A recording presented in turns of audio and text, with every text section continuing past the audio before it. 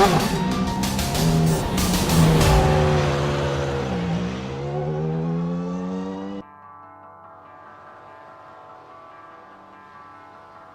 Bean and Michael Morley have thrown down the gauntlet early. Both kicked things off this season with a victory at Daytona in their respective classes. Sebring will be an entirely different beast, though. The bumps and punishing walls are likely to claim more victims than last time as we get ready to watch round 2 of the Racing Edge Esports Championship. And you'll see it all live here on the Global Sim Racing channel. Hi, I'm Joe Peak, and with me in the booth is Samuel Ryman and Peter Mackay. Behind the scenes is our director, Sean Crackers Ambrose, and he's using cameras provided by Dougie Beard. Sebring International Raceway has become one of the crown jewels in North American road racing. To get a sense for why it's so highly regarded, let's head down to our track guide.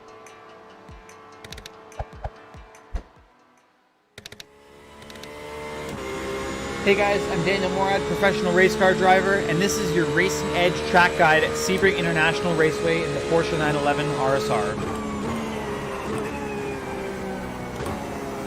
Sebring is actually one of the oldest running circuits in North America, with its first event in 1950, and this is some of the original surface that we're driving on as we cross the stripe. And heading towards turn 1, you want to use all the road on the right side of the track, light brake pressure, down to 4th gear, look for that cone on the wall as your apex reference, and then get to power right at that cone. Turn 3, brake at the first set of cones, down to 2nd gear, look for the point in the curve at turn 3 as your apex reference. Keep the car to the right through turn 4 to open up your entry to turn 5, and get early on the power using all the curb on the exit. Important corner as we head now towards an awesome overtaking opportunity in turn 7, which is the hotel corner. Change of surface in the brake zone, so we want to be braking at that first set of cones, down to 1st gear. Try to trail the brake in all the way to the apex, but be careful with that change of surface because you can lock the front tires. We head now towards turn 10, another awesome opportunity for overtaking. Braking just in between the 1st and 2nd set of cones, down to 2nd gear. You want to release the car about mid-track as you transition from right to left through turns 11 and 12. Up through the gears, 4th gear. Medium brake pressure for turn 13. Try to use all the road on the exit and the entry, for that matter. Now, Bishop Bend, very, very fast corner. 5th gear, 230 kilometers an hour. Brake at the first set of cones. You want to be off the brake pressure to balance the car through turn 14. All the curb needs to be used there, and that little bit of entry. As we head to turn 16, one of the most important corners on the track, which leads on to the longest straight.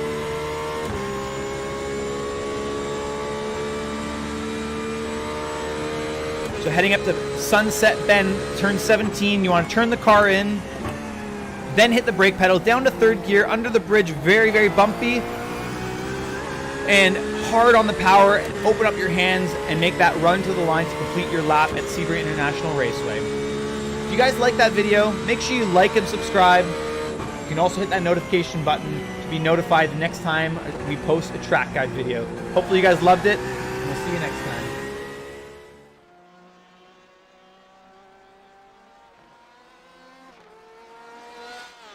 Daniel Morad, what it's like in the car around here, in the dark especially. But Sam, why don't you shed a little bit of light on some of the stats of this place?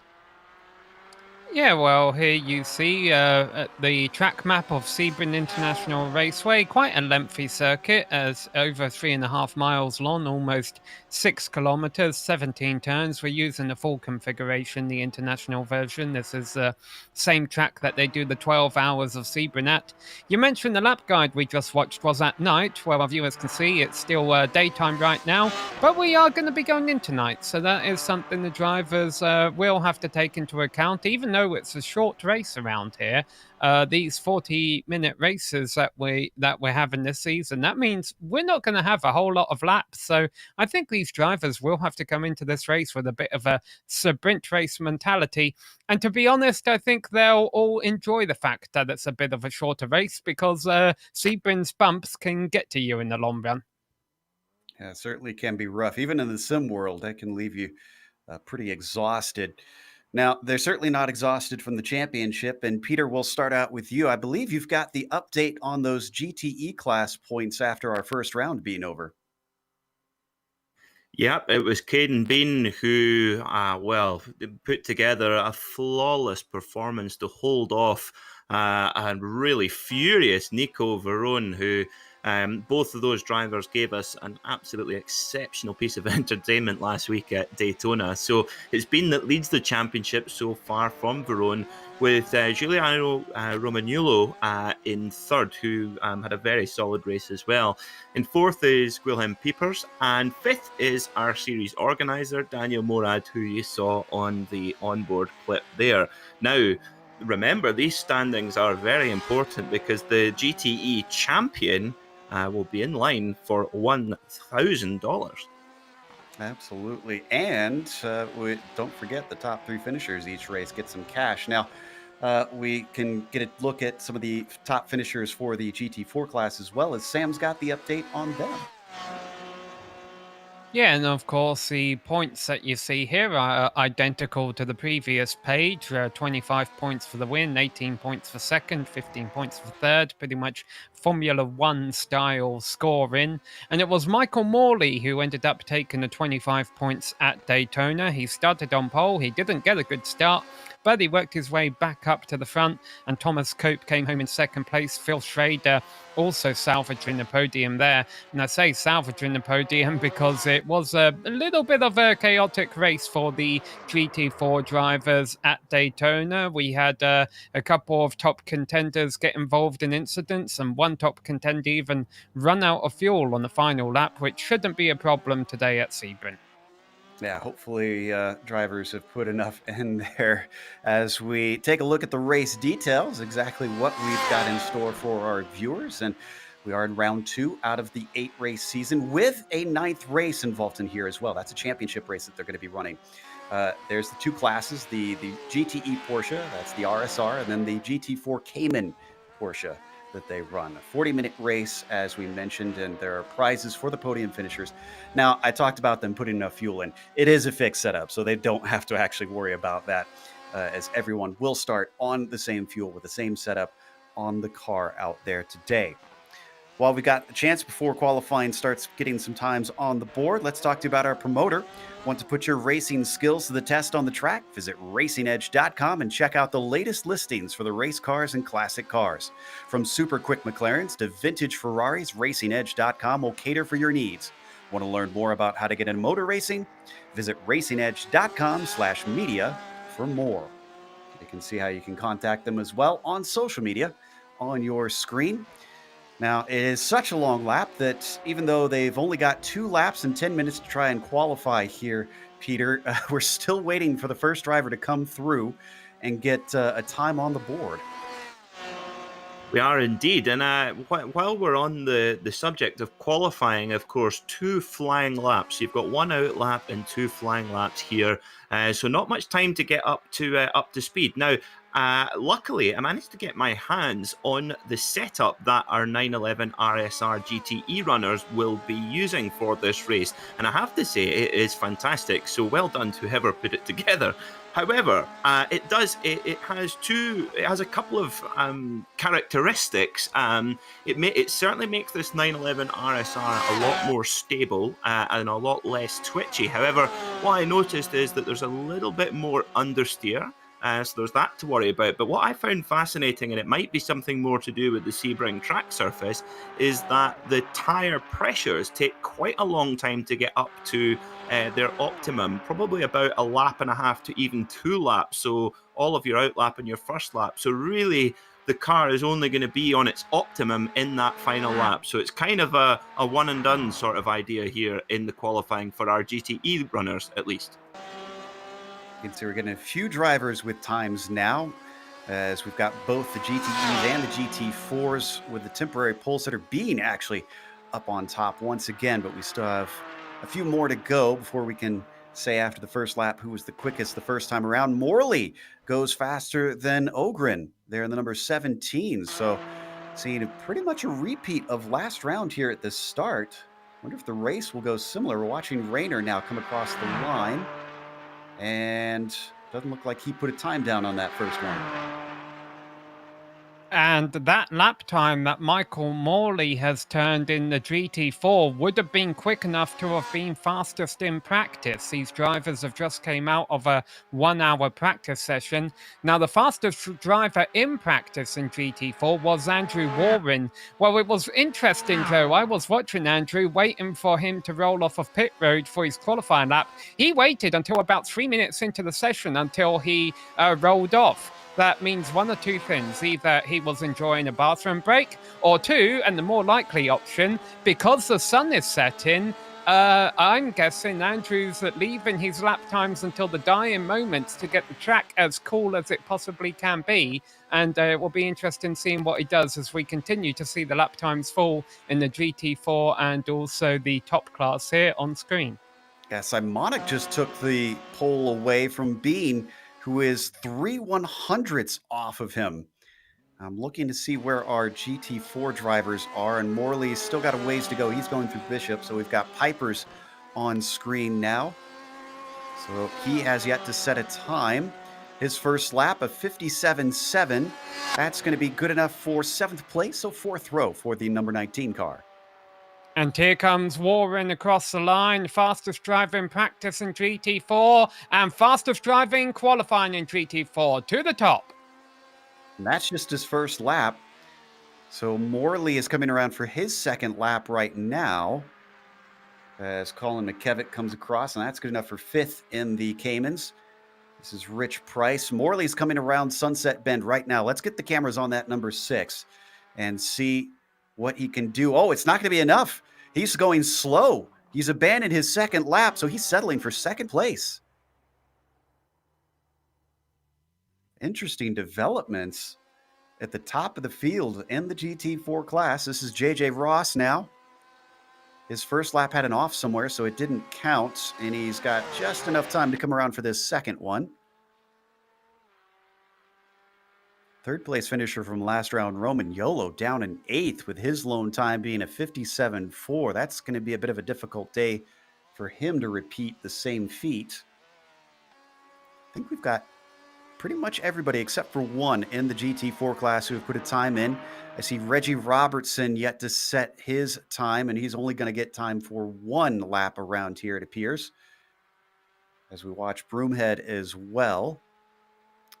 Robertson and JJ Ross are the last two to set at least a single lap time as we watch Cantu. He's already taken his 2 laps, so he's not going to, this won't make a difference as he crosses the line. He's got himself in 6th right now. Yeah, that was a nice lap we saw by Broomhead just a couple of moments ago. He was down in the middle of the field, and his lap time of a 2 minutes 13.1 jumped him up to 4th place. So kudos to him. Robertson did not set a time. He is going to be forced to start from the back of his class. Pipers went quicker and went up to 10th. Up next, it's going to be Andrew Waring. His second lap around. Can he extend that 1/10 of a second gap over Morley? Morley is, remember, he gave up a fine session. Ross is finally going to get one on the board. That'll put him in 16th, second to last of the drivers who have gotten a time in the Caymans. I've got to give a shout out to Thomas Cope, currently sitting in 5th position, who had a good finish at Daytona, getting on the podium. It's his 21st birthday on Thursday, and he has a very special paint scheme to celebrate his birthday. And I think that's the first time I've ever seen someone with their very own birthday paint scheme. And to be honest, that's got a card any day of the week. Absolutely. Unfortunately, he's run out of time, though, because our qualifying is now over. So let's go through our starting grid for today with the GTE class up at the top. Alex Simonic on the pole over Caden Bean, who starts in 2nd. Alexander Davidson will be P3 with Alex Ellis in the 4th position. Then it's Nicholas Ferrone starting P5. Carlos Cantu managed 6th with his qualifying. You've got Alex Herrera starting P7. And then the organizer of the event, Daniel Morad, was good enough for the outside of row 4 there in 8th. Giuliano Romagnolo, disappointing. His first lap didn't count. Must have played it safe on the second one, as that was only good enough for 9th. Then Gilham Pipers rounds out our top 10 here, Peter. In 11th will be Mark Alguero, one of our newcomers to the series this week. In 12th will be Tay Kim. 13th will be Nick Del Campo in the 05 car. And 14th will be Stephen Jeffrey in the 249. On row 8 will be Ted Bradbury and Jose Manuel Balbiani. And 17th, rounding out the GTE runners, is James JJ Ross. Andrew Warren takes a pole over in the GT4 class ahead of Michael Morley. In second position, Sam Fellows will start from third place. Alongside him is Michael Brimhead. Thomas Cope is in fifth in class ahead of Michael Ogren. And then we get to Wayne Rayner, who was in hospital last week, so it's good to see him back. He's qualified ahead of Colin McAvitt, Dylan Stone, Christopher Bailey and Stephen Sheriff. One more page of names to get through. Quite a large field here at Sebring. And those include Price, Zinn, Mills, Beans, Boschel, Fernandez, and then a few drivers at the bottom of the charts there, Joe, who did not turn a qualifying lap. Yeah, it seems we missed Robertson, Nye, Steinhausen, and Ginger to be able to put a lap in as we now get ready to take off behind the pace car. At least our leader is. Simonic is ready to go, but the pace car is not taking off yet. There we go. As Racing Edge round 2 is going to be on its way now. So what are we going to see here? It's a very different race, a very different track compared to what we saw at Daytona, with a little bit less slipstream. Simonic, who's going to be given control after Sunset Bend. Porsche pace car is in. Green flag is out. It's a bit of a late start there for Simonic, and look at the stack up behind him as they go 4 wide. It is going to be a little bit crazy coming into the first corner. Hopefully they can get this settled out. Already we got a car tipped. That is Alex Ellis. More cars running into one another as they try to dodge the chaos, as it looks like it's not going to be a clean one here, but Bean is going to lead them. Let's go down to the GT4 start. Yeah, the GT4 start has been much cleaner. Andrew Warren has got the jump and the leaders are single file. Maybe, well, they were single file, but Andrew Warren was quite early on the brakes there and they all accordion up behind him, but no contact. Oh, well, I say that there's a crash at the back there, a couple of cars spinning, so some drama at the back end of the field, but the leaders are way cleanly. Back up to the lead. We got a challenge between Simonic and Bean, and Caden still trying his hardest to take this away from Alex. As they come up to Cunningham, one of the places you can sometimes see a pass, they almost come together, weaving through the kinks. And they break for this 90-degree right-hander with Simonic still leading Bean, with Cantu not too far behind. The top 3 have broken away. It's great news for Caden Bean because Nico Verone was involved in that melee coming into turn 1. I have to say that it was really wild there coming into turn 1 with drivers weaving about all over the place, and it just caused the most incredible domino effect. But for Caden Bean, remember, he won the iRacing in this year, the iRacing Sebring 12 hours, so he loved this place. And already if Simonic makes a mistake, that lets Caden Bean free. That could be key for the result of this race. And our race 1 winner from Daytona, he's out front. How quickly can Cantu capitalize on this as well? He's not too far behind Alex after that error. Nobody close enough, it seems, to pull a slipstream down the backstretch, the Ullman Straight.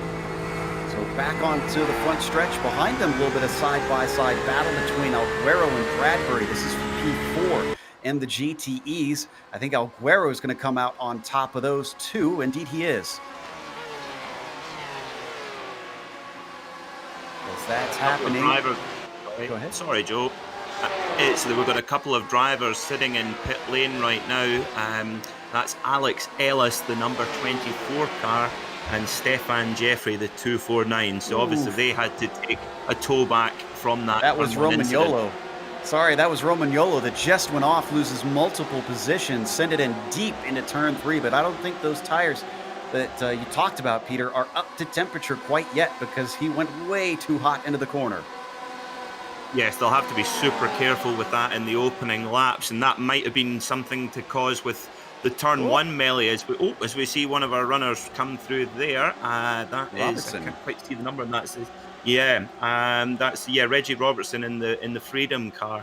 Yes, that I think that might have been the reason, because it was an incredibly short pace lap, basically sunset curve, and then that was it, straight onto the gas, and those tyres would have been stone cold and low on pressure, and I think that might have had something to do with the melting pot that was that turn 1 incident.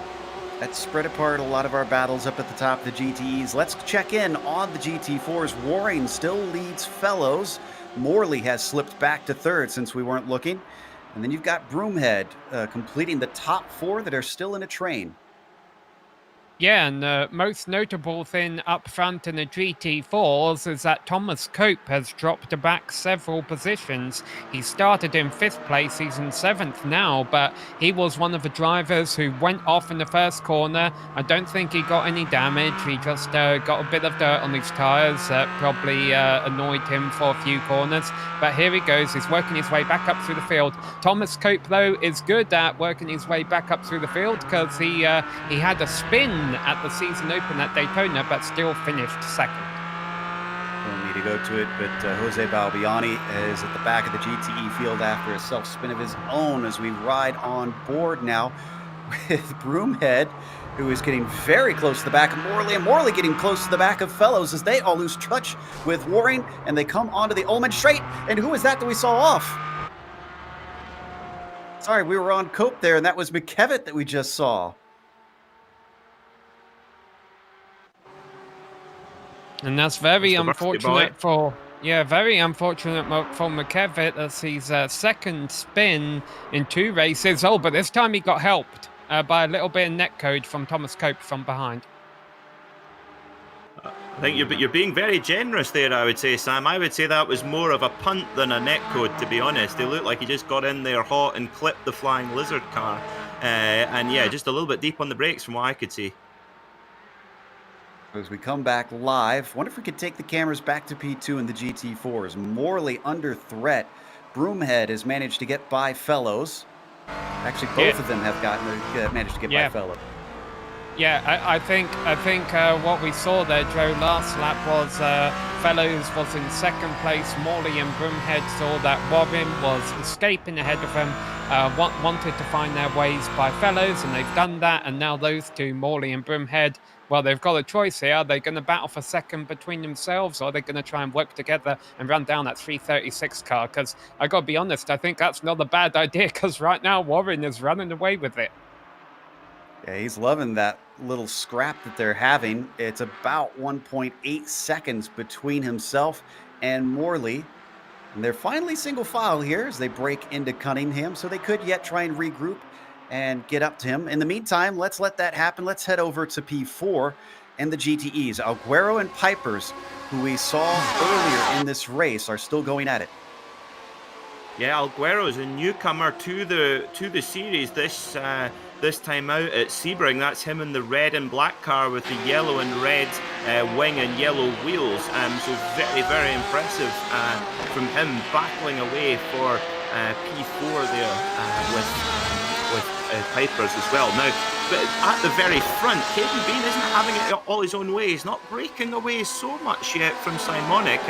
I think we might be in for a good battle there up the front as well. But now, as the tyres are starting to build a little bit of pressure, build a little bit of heat, you see there the time's already below the 1:57 marker. So the straight up to pace already from Alex Simonic.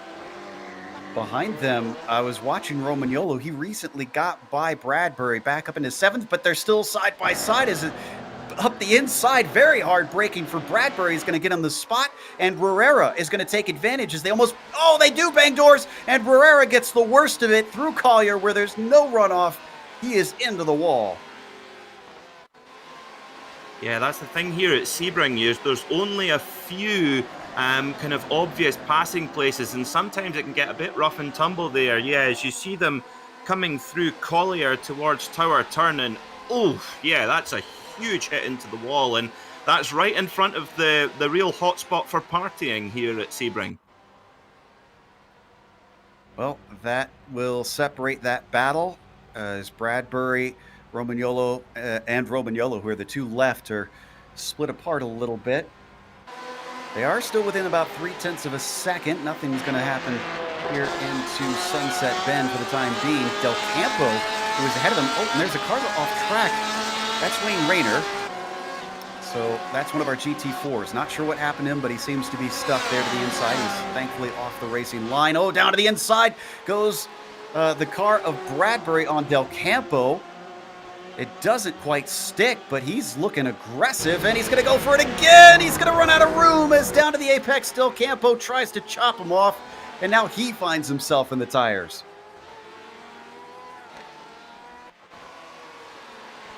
So let's get another look at this. As you see, they come round turn 1, heading down towards turn 2, 3, 4. Hard on the brakes here. You're coming down to third gear, and oof, yeah, that's no manners there. I was just going to say, Bradbury pulled an aggressive move, although I'd say a cleaner one on Roman Yolo earlier that lap. But driver that certainly fancies himself as a late breaker as we come back live. Looking at some of our GT4s now. Yeah, well, there's been a change for third place here. Sam Fellows has worked his way by Michael Broomhead. And on the previous lap, this lap's lap times are just clocking in now, but on the previous lap, Michael Morley had reeled in Andrew Warren by a couple of tenths. This lap, I think Morley's lap time was a little bit off because he overshot the hairpin. Behind them, we got side-by-side action between the 17 car and the 64. Could be an over-under here through turn 1. That's Cope that we are on board with right now. He's got a good shot, and he's got the inside down to turn 3. Breaks deep into it. He could clean this up, and yes, indeed, Ogren is going to see Cope claim P5 away from him. Good move there. Yeah, there's a little bit of redemption for his opening couple of laps where he had an off and he had contact with another car. Now Cope's got his car under him and is making some good clean passes and working his way back up into the top 5. Now, there's a wee note about these little 718 Caymans. They're a wonderful little car. Actually, Porsche have an incredible history here at Sebring, so it's very fitting that we have two different types of Porsche in the race today. But, of course, Porsche's first ever win here at Sebring was in 1960 with the original Porsche 718. I did not know that. We're riding on board with Caden Bean now, not in the 718. He's the leader of the GTE cars. He has hit the traffic. He just got through a huge chunk of it before we came here. Actually, I think we cut over just as he was finishing it up. He's going past McKevitt, and he's got a little bit of a break. Things have spread apart here in this section, but let's see how he handles dealing with a slower class. Yeah, this is when it's going to get really, really interesting for the GTE runners. It's amazing that they're all, after just 12 minutes, they're already on the case of the back end of the GT4 field. And of course, the back end of the GT4 field are obviously the less experienced and the slightly slower cars. And Sebring, it's bumpy. You don't want to go offline. Of course, we're coming into the dark, so lots of things for the driver to contend with. But what we saw from Caden Bean there was exactly what we saw at Daytona as well. Really, really decisive through traffic. Now, remember, Caden is only 15 years old, the young man from Poughkeepsie. Well, maybe it's the exuberance of youth that's allowing him to cut through that traffic with such brutal aggression. Certainly isn't hurting him right now. Behind him, as we continue to see him move through, we've still got a little bit of a battle between Pipers and El Guero. They're coming off of Sunset Bend. And El Guero got a good shot at first, but as soon as he's not got enough of a straightaway here, they're coming up to McKevitt as well. McKevitt going to dutifully stay out of the way through turn 1. Very different lines between these two GTE cars, but it works out about even between them. Oh, good on the brakes, though, from the 21. Yeah, very, very impressive there. That is a corner where you can really go very, very late on the brakes and really dare, as always one of the Caymans goes off on the right-hand side there as they go around Gurney Bend. There's Dan Gurney, one of the honour roll of winners here, as we head down to turn 7. On the brakes, he's going to bump him. Oh my goodness me. That was our newcomer there of Mark Alguero, getting very cozy there with Pipers. Good job of not only not hitting that car ahead, but he held onto his own car as he touched the grass in avoidance. I'm amazed he's still only half a second back here, and they're still dealing with traffic, so Mark might be one to watch out for with the skill that he's showing here early on.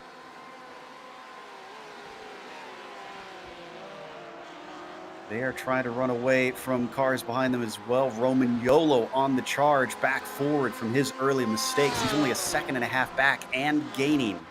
Oh, and who is that way off track there? That is Piper's, yeah, trying to use the track and then some to get around this track. It's worked well because he's putting some distance between himself and Alguero. It is up to 1.3 seconds, so some dangerous but savvy moves there. Big move there from Nico Verone, going past Giuliano Romagnolo like he was standing still. And you've got to imagine that the 19-year-old Argentinian Verone, our second place finisher from last week at Daytona, you've got to think that he's furious about getting caught up in that silly incident in turn one, but he's really on the move. He's now up to 6th position in that red, white and blue car. It's amazing seeing them slice through these GT4 machines, and they are coming thick and fast at this point. Mark Alguero still leading the group of them, but I think Verone has got incredible pace here because he's already gotten up to about 3/10 behind Alguero. They come up to Big Bend. They've got Pipers in front of them, so there's no traffic for a little bit here. Still not a good enough exit for the 25. Doesn't seem like he's going to have a chance down into the hairpin. And we can't see it now. Yeah, we can't see it now from this onboard, but probably a simmer. There we go. You see the problem there? Everyone's got white headlights. That's going to be a bit of a nuisance for the GT4 car. Yeah, hard to tell yeah, who's they coming need up on you. They need the Corvette Pratt & Miller radar, where there's a little screen on the dashboard that tells them when faster cars are approaching them. Very, very sophisticated piece of kit that they have. I think they have it in the RSR in real life as well. Yeah, that is an advancement I'm sure real-world drivers absolutely love. So we continue to watch this number 21. Verone right up underneath him, though, breaking it for Jean Debienne, and a bobble, unfortunately, from Alguero. So he's starting to feel the pressure. Cracks are showing. Yeah, Verone showing some really good aggressive pace here. He was just spectacular and just missed out by a wheel length at Daytona last weekend. And last week, I should say, sorry. But he's cutting through the field very, very well. And I have to say, watching a young, hard-charging driver making his way through the field like this is just so exciting. I love it. Down to complete yet another lap here. They've got 23 minutes left to go, so we're just about at halfway. Next time around, we'll mark it. A look to the inside from Verone. Not a serious one, though. Just shows his nose on Alguero, making him think. Alguero is thinking because he goes defensive at first. Shallow entry down into turn 3, but he's able to fend him off. I think that was Andrew Waring, the GT4 leader that they've just gone past, just coming into turn 1 there in that kind of teal and grey Sim Sport car. So I think that should make the traffic a little bit easier for a few laps, but I'm sure it won't last long. Another defensive move down to the hairpin from Alguero. Verone definitely showing his nose once again, weaving back and forth, but it doesn't produce anything. As they keep fighting, let's not forget that car that you see behind them, that's Romagnolo giving watch. I'm sure he's eager and licking his chops, hoping that the door will open and he could snatch a place. Looking on the side of that, of Verone's car, you'll see the logo iZone. iZone is a company based in the United Kingdom where Nico goes to do a lot of his training while he's racing here. And it's actually, I believe, that Andy Prio runs that company. And a friend of mine, Rory Butcher, a British touring car driver, is involved with it as well. And clearly his coaching's working because makes up, oh my goodness me, that was Nico Verone makes it. I don't know if there was enough space for a 911 RSR, but he made space. Wow, and things are still hot behind him. We're going to look at the replay. I'm keeping an eye on what's happening in real time. But yeah, he sent it into Jean Debienne. That's a hard place to make a pass and had a little touch. We got to come back live because Alguero is now fighting with Romagnolo. They're going to go side by side down through Sunset Bend. And they're going to come off of it with a drag race up to the first corner. Romagnolo's going to have the outside, Peter. I don't know if this is going to work out for him. This is making me nervous, I'll be honest. Coming into turn one, it's just it's a blind entry, and you try and get as close to the wall, and they definitely touched there. And look at that, that's amazing. They're looking at the flashing the lights there from Romagnolo there, so that they definitely touched. I think there's just a tiny bit of damage on the front of that car, and maybe a little bit of damage to the diffuser of Alguero's car, but who says that these GTE cars can't race? This is fantastic. Great stuff. Wow, big dive to the inside as Romagnolo's going to try for it again into the hairpin. He makes a clean move, and Giuliano's up to P6 past Alguero. This has slowed them so much. That is Davidson. That's for position in the number 27 car, looking for 7th. We've had another car join the casualty department in pit road. That's Reggie Robertson. He had contact with Thomas Cope, who had been doing so well, the GT4 driver who had been doing so well, trying to work his way back up through the field. Thomas Cope lost several positions. He had to spin, but as I mentioned, Robertson had to go to the pits. And sorry we haven't come to you a whole lot here, Sam, but things have been so exciting in GTE. Sounds like we got a little bit of a battle down there. Yeah, well, the leaders kind of got spread out a little bit with all the faster traffic coming through. But as you mentioned, we have a couple of battles still here, including Ogren has been involved in a little bit. But I've been keeping an eye on the two leaders, Andrew Warren and Michael Morley. And the reason why is because I believe Morley is faster. Well, if Morley's faster, why isn't he leading, you may ask? It's because he's overshooting the hairpin. Every time he has a good lap and he gets close to Warren, he completely blows the hairpin, and it costs him about half a second. So if he can get that figured out, I have a feeling we could see a battle for the win in GT4 by the end. Taking a glance over at Morley as he continues his chase. Going down into Sunset Bend. The gap is about 1.2 seconds here to Andrew Warren. Andrew, a familiar face already on this channel as he races in the majors and has shown up really hitting the ground running, you could say. Yeah, he had a really good run in the Canadian e-racing challenge with a number of the professional Canadian real-world drivers that was arranged during the lockdown period, and he had a very good performance, particularly at Mid-Ohio. It's interesting the point, Sam, you make there about the hairpin, of course, because Sebring in general, you're always busy, but it's a pretty quick track. But then, of course, when you come down into the hairpin, it's so slow. And back in 1957, Stirling Moss actually stopped on track there mid-race to have a Coca-Cola, and which he'd been given by a photographer. And then let's see how Morley... Oh, sorry, we've had some other incident here. What's going on, Joe? We've got a pass for third. Piper's got by Cantu, and I believe this was actually down into the hairpin, I want to say, or close to that. Let's take a look. We've got the replay spooled up. No, looks like it was at Cunningham. Just gunned it off the hairpin well enough, got it to the inside. Coming up to some traffic. He wanted to get it done before they had to deal with that. Nice and smooth. Great use of the traffic there. Very well. We saw the lap traffic and really placed it well, Sam.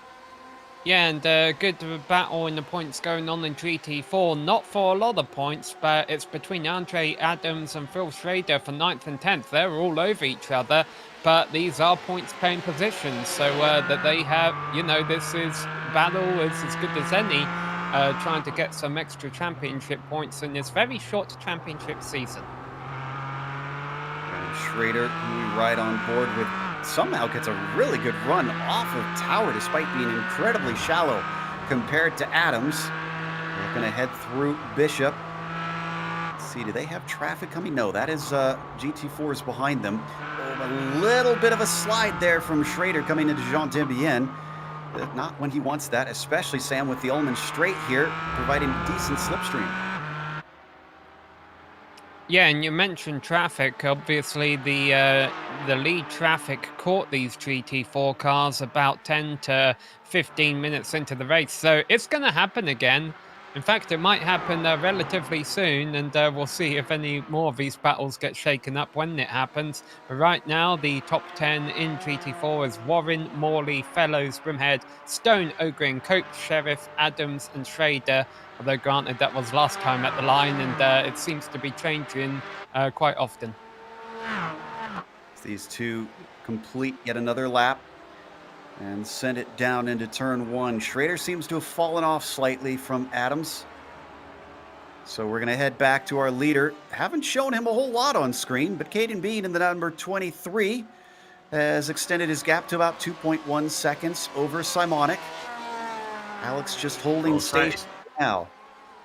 Simonic in the 250, that's 2 laps in a row. He's done a 1 minute 56.5, which is incredibly quick considering they have traffic to deal with. But Simonic this is not the place you want to catch cars between turns 3, 4, and 5. And Caden Bean will have made a little bit of an escape there, but the gap is coming down. It's now only 1.3 seconds.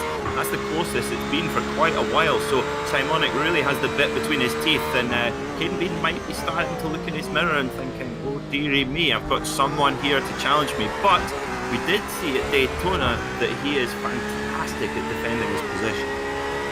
Certainly was.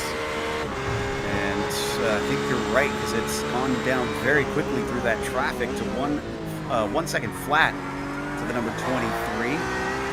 Simonic is hustling, and he seems to be quite good through the traffic. So as they break into Tower, let's see if they've got any more coming up. They do have Rich Price ahead of them. That's a lone car, so that should be a little easier to deal with. Then they've got McKevitt and Adams, and that is a battle for position in front of them. That is when it will get tricky. Yes, it will. It's the traffic absolutely vital, and of course now we're coming into the darkness. Now at Daytona we raced the whole 40 minutes in darkness, but of course at Daytona the lighting system there is so bright that it doesn't make such of a difference. But Sebring, when you get out to the back end of the circuit around the Fangio chicane and Cunningham corner, my goodness me, it's a lot tougher to pick your spots, and having done the practice time and getting the muscle memory is very important for driving in the darkness hours, as Caden Bean makes his way through traffic pretty well there.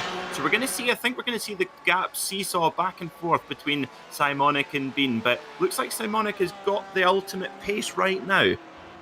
Yeah, but that battle that these leaders are going by between Adams and McKevitt, this is actually pretty big, because this is for 10th, the final point in the class, and McKevitt trying to work his way back up after being spun earlier and got into the side of Adams there. A little bit of smoke coming up as the drivers clip one another, and Adams, though, he's wide off the corner. He's going to get run into the back of, as McKevitt can't slow up in time, and they're both going to be caught by Rich Price. Can Price be the one to capture that last point? Down into the hairpin, a little bit of a defensive move from Adams. McKevitt tries to outbrake him, but he's not brave enough on the binders, so they're going to stay in position. Adams in P10, McKevitt 11th, and Price in 12th. Interesting to go a couple of cars back there, because I think there was one of the GT4 cars came straight onto the middle of the track while there was 2 faster cars coming up behind it. They may have evaded it in time before getting to turn 7, but possibly not. I'd need to have a look back at that one, just a couple of cars back from this battle that we're watching right now. That's one of the things that's one of the last things you want if you're one of the faster cars and you see a car that's had a problem basically enter the track sideways. That's not what you want to see. Ooh, and McKevitt gets it this time through Tower as they're approached by the battle for third and the GT4s. That's Piper's having to go the long way around, being chased by Cantu. They're going to leave them be after a swift interruption. Yeah, but I'll give McKevitt a shout out for that one. He made that pass work around the outside. Good on him. Ooh, on a mission. Oh boy, they're getting a lot of traffic now. That's Verone coming by. He's gotten up to the top 5 on his climb forward through the field. That's him to the inside that you see now, weaving back down to the racing line. Yeah, Verone, he's making moves, but this battle between Pipers and Cantu That's exactly what Verone wants to see. The more that Pipers and Cantu can fight with one another, the better a chance. You never know, Verone could pinch a podium here. He's their biggest fan of seeing that fight erupt even more. Breaking down into turn 3. Oh, they're going to catch traffic at a horrible spot. This is Sheriff in front of them. Pipers, who tries to look to the inside, finds it cut off a little bit. Now he's going to be able to weave around, but he is giving a handy little slipstream to Cantu. He covers the inside, stays almost all the way down, leaves just a lane. Cantu's not willing to take it. He goes for the outside. They break for the hairpin. Maybe the over-under, but he outbreaks himself as Cantu leaves a puff of smoke. Just a quick mention about the leaders as well. It's now, Simonic's now got it down to just half a second, so Caden Bean has real problems coming from behind. As you see our promoter Racing Edge coming up on the screen, I have to say I was looking at their website earlier and they have some seriously cool race cars for sale. They have a Cadillac DPI, they have a Lotus Elise GT1, and even a McLaren Can-Am car. If that is whatever your flavour of race car, they've got it. Well, the Porsche RSR on screen of Cantu tried around the outside of Cunningham, but apparently not as good as McKevitt at that move. Pipers stays in P3. So where is Verone now? He's 2 flat behind them. He's just at the back of the shot there. You can just see him. Sorry, that was Cantu and Pipers making contact. Verone now approaches. He actually has to get off the power. Not sure of what's happening in front of him. There's Romagnolo on the right-hand side in the white and red car. On he's going to actually get ahead of Verone as well. So that out of that whole shimmy there, Romagnolo has been able to jump ahead of Verone, and Verone has been able to jump ahead of Pipers and Cantu. And now we've got a four-way battle. This is like a NASCAR race. And we've got a battle for the lead. As Bean was lapping the GT4 leader Warren, the two actually made minor contact, and it's affected Bean a little bit. It's held him up, and he's got pressure from behind for the overall lead. There we see them on screen, almost getting into the back of him. Simonic trying his darndest in these final 10 minutes to see if he can get by and claim victory here today. They now work their way down into Cunningham. Bean doesn't cover off the inside. Simonic takes a little bit of a look. That's got to be extra hard, Peter, knowing if that car is actually making a legitimate attempt. Yeah, that's the thing, and also in the dark, you're just not. All you know is the headlights behind you. Now, for Simonic, this is huge because he is not in the top 10 in the championship, so this would give a huge boost to his championship hopes. For Caden Bean, he's a little bit less under pressure, but with Verone now up to 4th position, well, it's all happening. I have to say, the quality of racing we're seeing is just fantastic for these GTE drivers. It may have settled out for the time being. Let's go back to Verone. It hasn't settled for 3rd. Here you go, Joe. Down into Jean Debienne. Verone tried it on Romagnolo, but he's going to fend him off. And man, look at all 4 of them as they swing around Le Mans. That's Cantu 3rd in line, and that is Pipers back and forth behind them. And it actually might be 5 soon because Davidson is getting dangerously close. Not sure if anybody got a good enough run up to Sunset. Romagnolo still defends to the inside, flashing their lights ahead to Sam Fellows, letting them know they got a string of cars coming through. So this is going to come down to traffic. Oh! Yeah, what's the old saying? The blue flag means there's a race and you're not in it. I think that's quite appropriate for the GT4 leaders right now. And Romagnolo made a mistake. GT4 spread out, but here we go. They're fighting into the first corner. Romagnolo made a mistake, and Verone took advantage of it as they go 3 wide off of turn 1. That is Cantu to the outside of Romagnolo. Giuliano tries to get this spot away now that they hit the twisty section from turn 3 to turn 5, and he's going to manage to get ahead. Cantu still trying his darndest, and Davidson is able to get past... no, he's not able to get past Pipers. And that gives Verone a really good chance to just escape slightly. So if he can put in a couple of really good sectors here, as Davidson looks up the inside at turn 7 and makes it stick, great move. I have to say Romagnolo made an amazing move there into turn 3 and 4 as Andrew Waring there on the left-hand side. That's his GT4 leader. He's having a nice drive along to himself, and he just sees 4 furious 911 RSRs blast past him. That must be quite a sight from his seat. And great job to him getting out of the way of everybody as well. Still, the fight for 4th is not over, even though we can see Verone starting to gap this group. Romagnolo and Cantu looking to settle that out, as well as Davidson and Pipers trying to decide P6. They come up to Bishop once again. This is where we joined the battle just a lap ago, and things have, almost every one of these 5 positions has changed since that lap. Yep, it has, and I have to say, I don't know about you guys, but I just love Sebring. It's a completely unique layout. Only Sebring can you have racing like this. And of course, Sebring is really the home of North American sports car racing. And to be honest, one of the spiritual homes of worldwide sports car racing. It's just a pleasure to see these top drivers in this amazing car, which of course sadly is no longer in service anymore. They've moved to a twin turbo model. And of course, sadly, we're not going to see it in IMSA next year either. So it's brilliant to see it kept alive here on iRacing.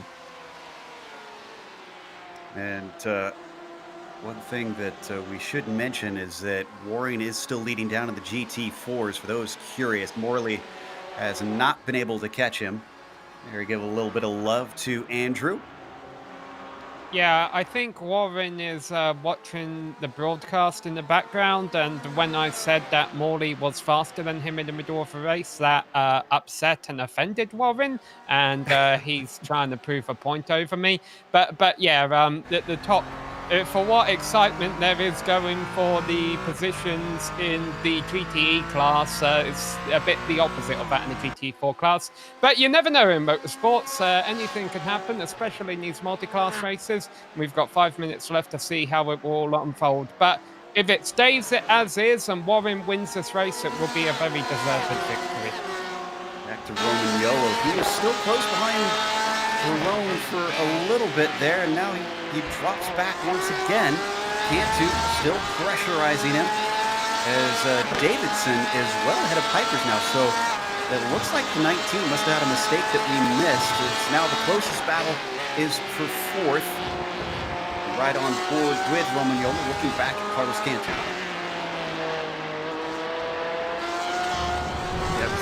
The leaders are already round Sunset Bend as we head down the Ullman straight out of Le Mans curve as Cantu's in the draft here, and oh my goodness me, Romagnolo just throws a really tough block there. That is right on the very edge of what's acceptable, I'll be honest. Nearly squeezed him into the wall there as we come round Sunset Bend, one of the hardest bends anywhere in North America.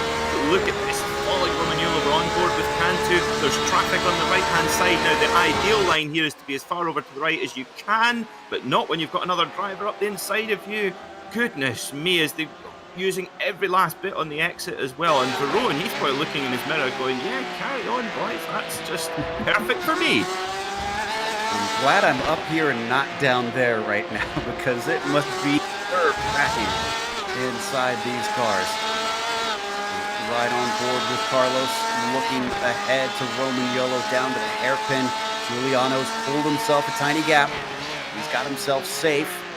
And now he has to gun it off of the hairpin as well as possible. Look at how close to that rear bumper gets Carlos. And as close as this is, Joe, you know what's even closer now is Alex Simonik on Caden Bean. He's pulling up alongside him. Bean has not got a good exit, and they're coming up into the braking zone here. So right-hander Simonik will have the inside. Simonik has the lead. But we're into the dire moments of this race. We're about to come out to the back straight that leads towards Sunset, and Bean knows he needs to challenge now. He can't let Simonik escape because there is not a lot of time left in this race. But there's a new leader. It's the driver of 250, Simonik. They will cross the start-finish line with about 2.5 minutes left to go. So 2 more laps. Caden with some wheel spin, but context. Simonik's in the back marker, and that's, he's got away with it somehow. If he's got away without damage there, he'll be very lucky, but how he did not How that didn't end up any worse, I don't know, but that's just given Bean a little bit of an opportunity, because I tell you what, Simonic was away apart from that. Bean's trying to get back into it. I was just about to mention that mistake he made off of Le Mans and claws it all right back. This is not over by any stretch of the imagination. I was about to say the same, Joe, actually, until Simonic punted the pie marker. Yeah, that corner in the Le Mans coming onto the Ullman Straight, Bean tried to snap back, and that just really compromised his exit. You're spot on. So they got more traffic coming up, and hopefully Bailey's been listening to what's going on and knows to just hop out of the way, because these two are in a hurry. Simonic and the number 250 car approaches quickly. He's going to be able to get to the inside quite easily. And so does Bean. Bean making up a lot of time under braking, though, down into Cunningham, and he closes it into 0.4 of a second. Yeah, this is far from done here. And again, as we said, it's all going to come down to how the traffic is managed. Now, it looks like if there is any damage on Simonic's car, it's not holding him back in terms of pace just yet, but how the traffic is handled for these two drivers, and also just sometimes the luck of where you come across lap traffic is going to be vitally important. But it should be here that Bean will get a much better exit through Le Mans, which it looks to me like he does, so he'll be able to use the draft of Simonic here. And this is multiple different laps for the GT4 cars. McKevitt's going by Fernandez. Fernandez is just going to stay out of the way, but McKevitt, does he have any place to go? Yes, he does, to the outside, as they both sail it into Sunset Bend. And Bean now down to 0.2 of a second. He is strong on the brakes today, and that could serve him well as they get the white flag, 1 to go to settle race 2. Of course, for coming around Sunset Bend there, it's so bumpy, one of the bumpiest parts on the whole circuit, and that's saying a lot for Sebring. And I think if you've just got to move offline, either for lap traffic or to let faster traffic through, then it can really throw you off and sometimes throw you into an incident. But this is a brilliant wheel-to-wheel battle. 2 weeks in a row, we've been spoiled, gentlemen. They've got Schrader up ahead. Next race is Watkins Glen, so we'll probably be spoiled again next week. They've got some good track choices, that is for sure. As they come down into the corner, a little bit offline there for Bean as he has to try and get around Schrader. Will they catch Cope? Is Thomas going to play a factor in this battle for the lead? We're not missing anything down with Waring. He's still got 3.5 seconds. We'll cover him as he comes around for his checkered flag and potential victory here today. Down into Cunningham once again. Bean making sure to stay as close as he can, tucked up underneath, but hasn't seen an opportunity yet. And look at Romagnolo. He's got past Verone, so he's up into that podium position. Now remember, the podium, the third place, gets $80. So this, what you're seeing on screen here, is an $80 battle. At the front, it's a $125 battle. And my goodness me, for a Scotsman like me, well, that is money you can't afford to lose. I was going to say, that's a lot of pints, isn't it? It really is. As we come onto the Ullman Straight, Simonic has a bit of a clearing over Caden Bean, but they still have more traffic. This is Stephen Sheriff. He's going to stay to the outside. Simonic manages to get through, causes a shallow entry for Bean. He tries to send it in as deep as he can to see if he can send a Hail Mary, but Simonic's going to hold him off, and Alex is going to win race 2. What a battle here at Sebring. Waring, as the fireworks go off, is going to come around to finish his half a lap here at the end. Yeah, Warren's looking like the winner. Oh, sorry, we have to go to Verone and Romagnolo because they just made contact, and Verone is going to take third as Romagnolo falls all the way down to P5. Sorry, Sam, that just happened. Yeah, no, I think that's more dramatic than what Warren's finish is going to be. What I'm more keen to see in GT4 is can Fellows catch Morley? He has been reeling him in a little bit. He's still 0.8 of a second back, not within striking range, I would say. But if Morley makes a mistake, Fellows will be there. So both of our winners from round 1 have found themselves outpaced by other drivers. Simonic in the case of Caden Bean, and for Morley, it's Andrew Waring here. Yeah, We well, come around. Morley's flashing his headlights. He wants Boschel to get out the way. That's a lapped GT4 car, and he does. So thank you to Charles Boschel for that. But Andrew Warren looks like he's about to get the win. But who will get second? It looks like it'll be Morley. But we've seen how much drama can happen in Sunset today. And unless Morley makes a mistake through here, he should be pretty good. But up at the front of them, Waring in the 336 comes around the final corner of the night. 40 minutes of racing in these GT4 Caymans brings Andrew Waring to the checkered flag first with the win down in Florida. Looks like Morley's going to take second, and Fellows will get the last cash paying podium position. Let's take a look at Verone. I just glanced over to see how that was going as we were talking about him, so didn't totally get to see what happened.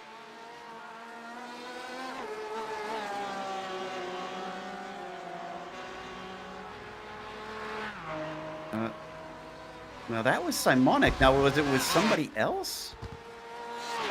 Oh, it was Romagnolo. It was Romagnolo that we need to look at. Already very close here, coming through Le Mans, down the Ullman straight. He knows he's going to give him a slipstream. He's trying to get around the traffic. Doesn't cover him off, though, at least at first. There he weaves to the inside. Thought he was far enough inside. Finds a hole, and Verone just barely makes contact. Around goes Romagnolo. And someone else spinning. I think is that a GT4? One of the GT4 there, proving that if you're just that little bit offline, you can just, to what you're used to, you can hit a bump that you didn't know was there. But I think Verone was just maybe a little bit overambitious there. I agree, but hopefully we can get their thoughts on it post-race, which we're going to come to in a moment. In the meantime, we're going to take a quick break. We'll bring you the unofficial results as well as driver interviews. Stick around because on screen you'll see all the upcoming races here on the Global Sim Racing channel.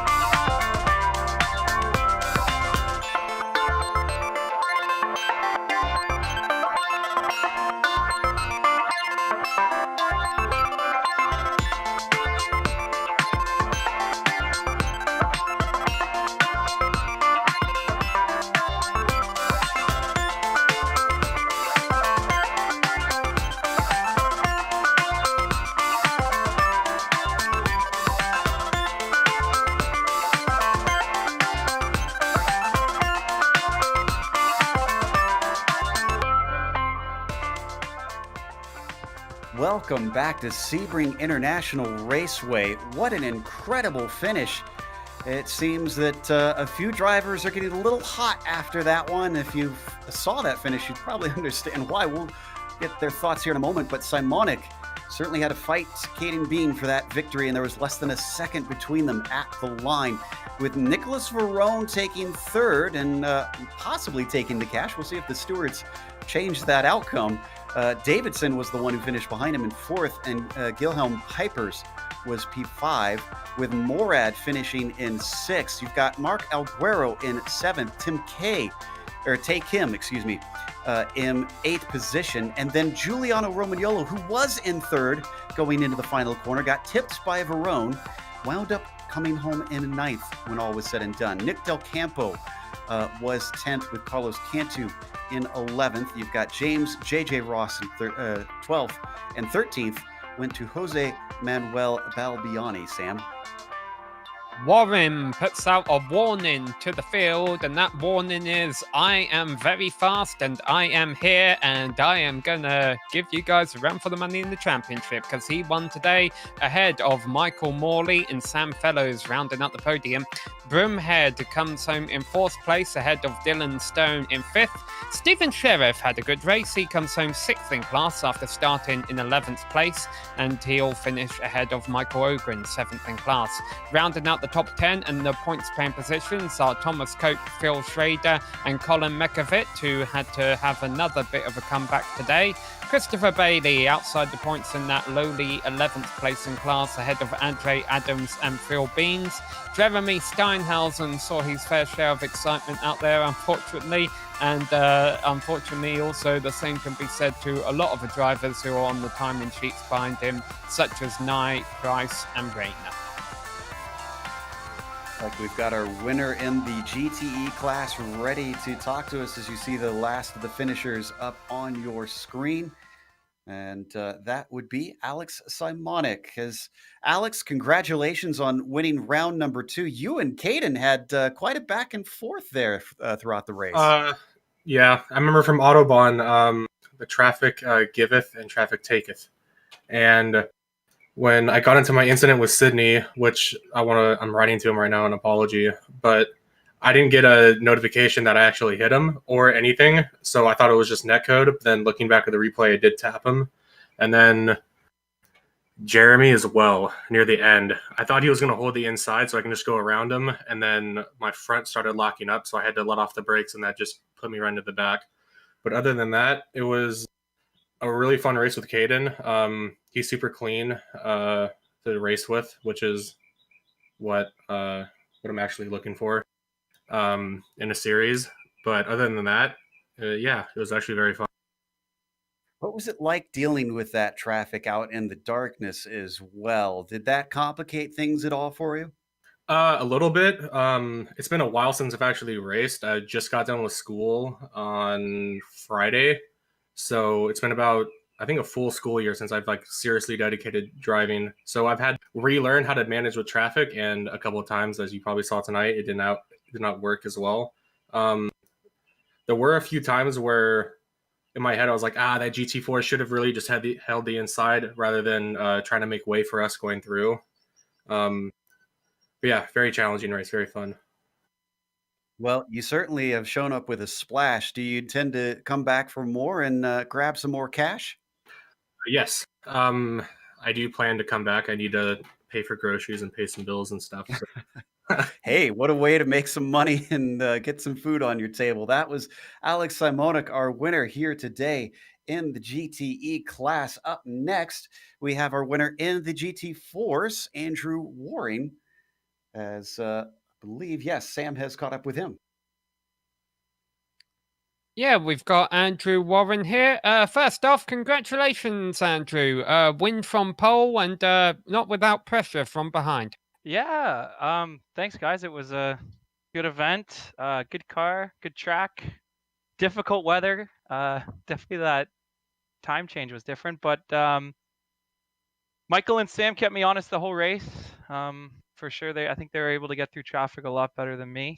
And then at the end, Sam was really flying. His splits were really quick, and he was really catching Michael at the end there.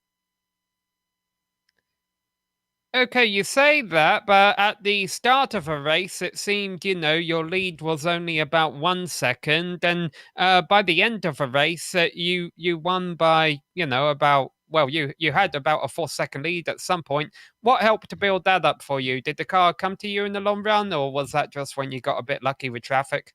I think the car is really quite a momentum car and quite a rhythm car.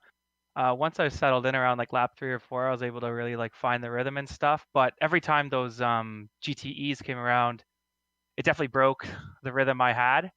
And I felt Michael and Sam were really they were able to keep a better rhythm throughout the whole race, opposed to my kind of sporadic, really fast. Then I really slow when I got past and had to get back into that rhythm.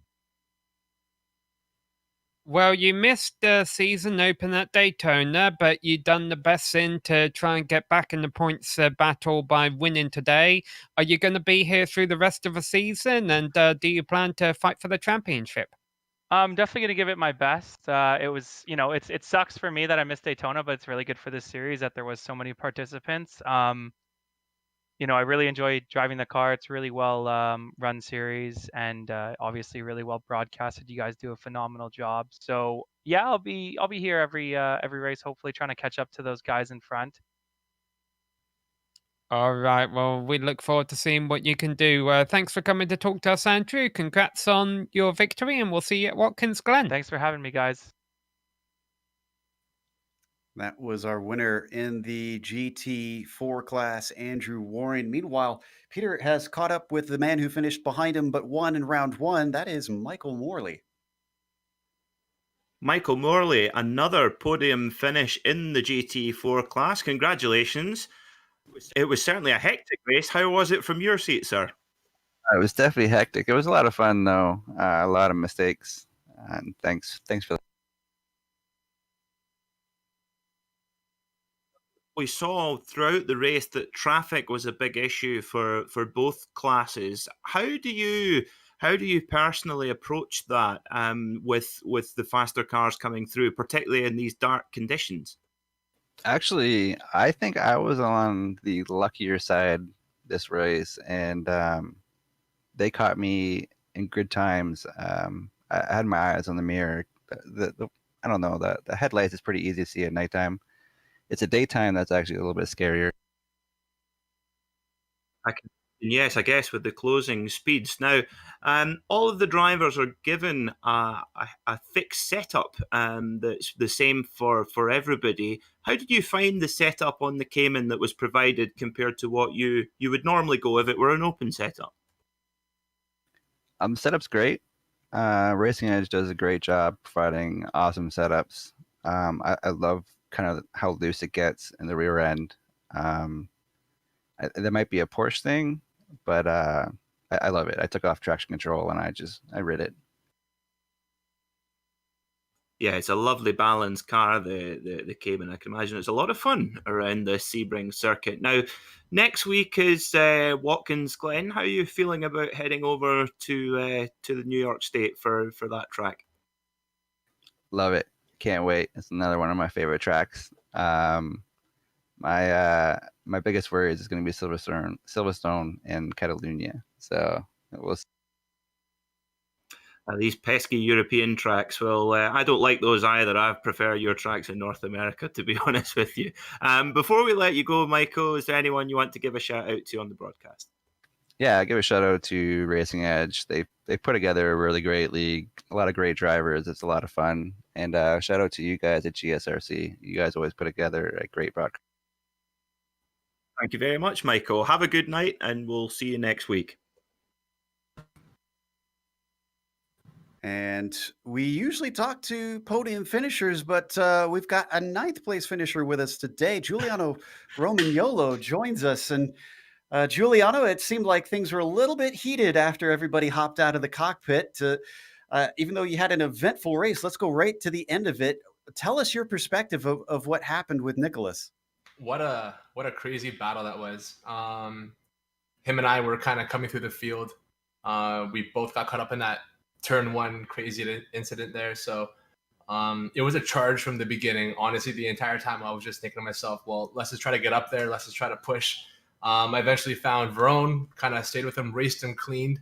Gave him the opportunity to make passes on me, let him by. And I never would have made that move into the last corner like he did, but it is what it is. Racing's racing. It happens. And in that split moment, race car drivers got to make that, that split decision to send it in. And sometimes it works out and sometimes it doesn't. And unfortunately it didn't. I'm hoping that it can at least be reviewed.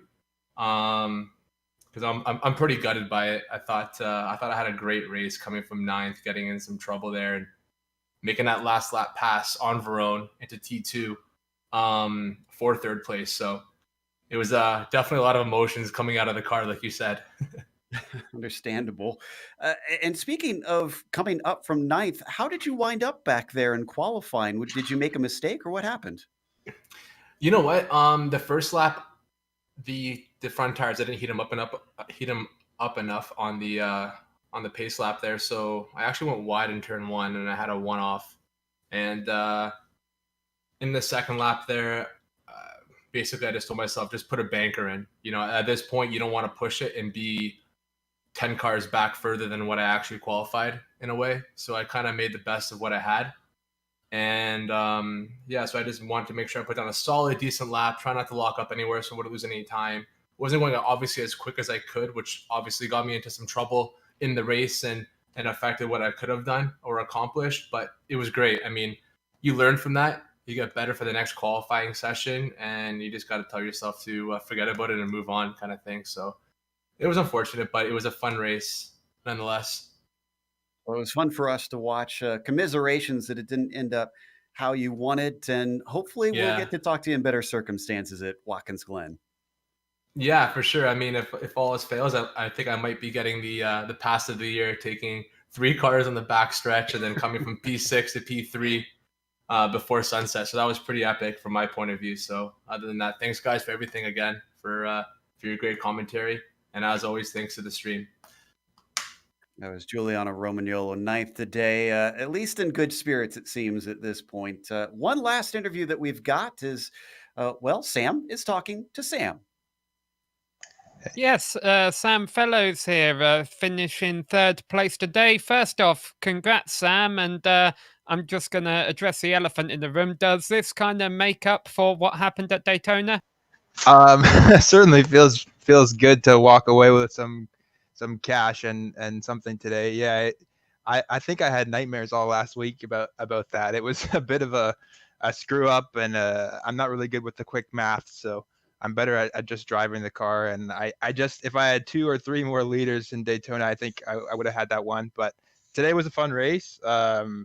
It was kind of interesting on the first lap. I just first couple laps made a mistake and had a corner cut, so I had to let the other guys by. But from there, it was just making my way back, and it was actually a fun race. Got to just kind of charge my way back up.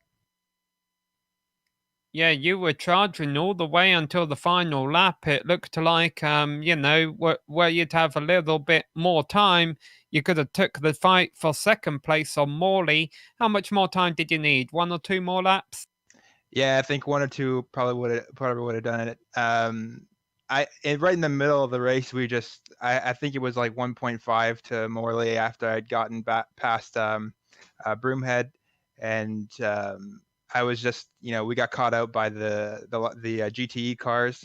And so I was just thinking, manage the gap, keep it under, 3.5 seconds and manage the rears. And I think we probably had a little bit more rear tire at the end. That was probably what happened. Because me and Michael are pretty equal, it seems like, for the most part. So, I think a couple more laps and we would have had at least been able to try and make a pass. I wasn't really in any opportunity on that last lap to dive or make a clean pass anyway. So.